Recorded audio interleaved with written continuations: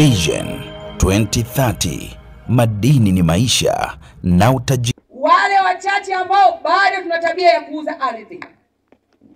Migogoro ya ardhi ni mikubwa sana Simanjiro. Na hii ni kwa sababu wachache tunajisahau kwamba idadi ya wananchi ambao wako Simanjiro hawakuwa hawa miaka 10 iliyopita. Ardhi haiongezeki. Sisi ndio tunaoongezeka. Kata hii miaka 10 iliyopita ilikuwa na watu wangapi?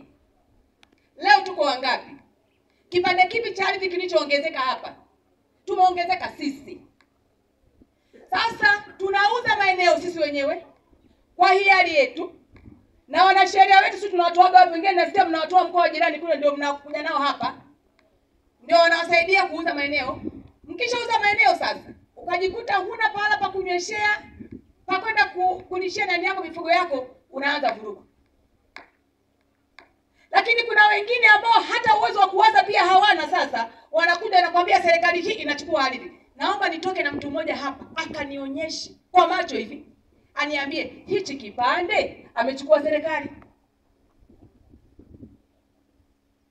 Vipande mnauza wenyewe, mashamba mnauza wenyewe kwa wawekezaji, mnawakaribisha, mnawatoa huko bila kuwaza kwamba kesho ardhi hii ni mali.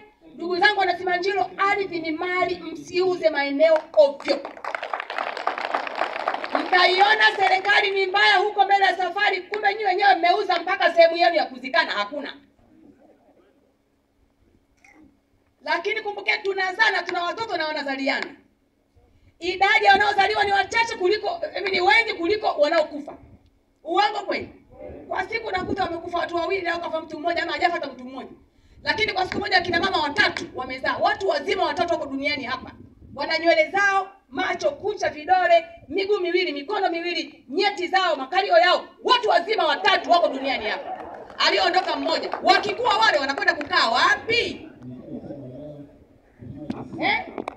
Yaani hebu tukuambia kwamba msifikiri, yani usifikiri mama leo akienda kujifungua amezaa nusu, amezaa mtu kamili. Binadamu kamili yule ambaye ana mahitaji yote kama alionao binadamu mwingine. Tofauti ni kwamba hajaanza kutembea, hajaanza kuongea, lakini ana mahitaji yote. Tusijisahau. Tunauza maeneo, baadaye tutaanza kulalamika hatuna maeneo ya kuishi, hatuna maeneo ya kufuga. Sisi ni wafugaji. Utajiri wetu lazima tuwe tuna maeneo ya kutosha. Nawaomba sana na ninawaombea Mungu awape jicho la tatu.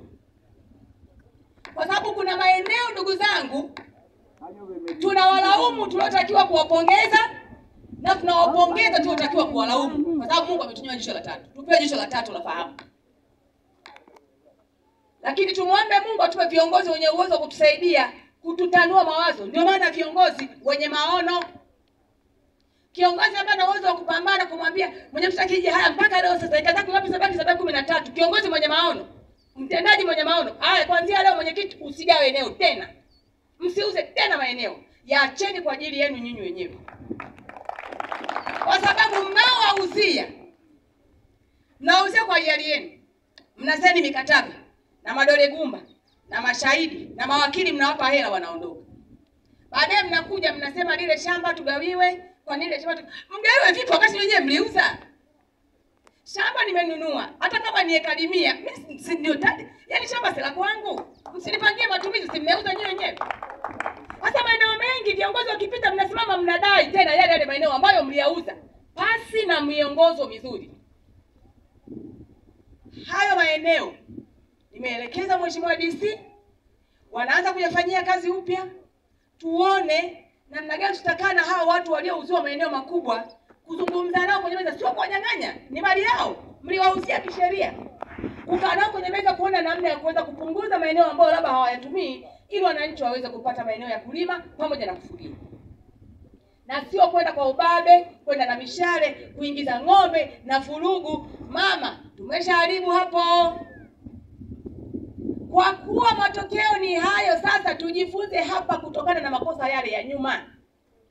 Mkimuona yoyote huko mliko anashadadia kuuza eneo, huyo ndio adui yenu namba 1, kwa sababu wana Simanjiro ardhi ndio uhai wetu, kwa sababu tunafuga na tunataka kula chakula. nawaomba sana tuzingatie hilo, na kama ikitokea ni lazima kuuza, basi vijiji vishirikishe wanakijiji, lakini serikali ya wilaya lazima ijue, tuone umuhimu wake, na wananchi wajue stahiki ambazo wanapata kutoka kwenye hayo maeneo.